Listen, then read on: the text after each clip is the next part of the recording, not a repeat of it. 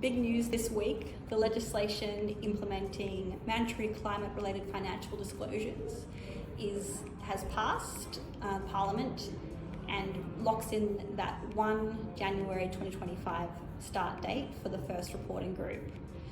Update on what this means and next steps.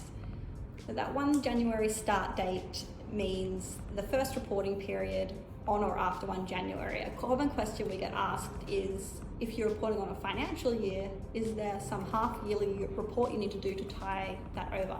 The short answer is no. It's your first full reporting period in line with your financial reporting. For financial year reporting, that means 1 July 2025 to 30 June 2026. Of course, if you're reporting on a calendar year, then it's the 2025 calendar year for those Group 1 reporters. What's coming next? Keep an eye out for the final Australian Sustainability Reporting Standards, which are due to be released as soon as the board gets a chance to meet to issue those final standards.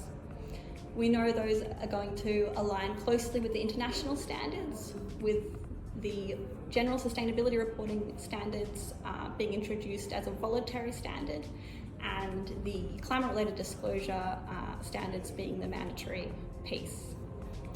What else to look out for? Now that the legislation is in place, ASIC will soon issue its guidance on key considerations for compliance, and hopefully we'll see a bit more information about potential for exemptions as well.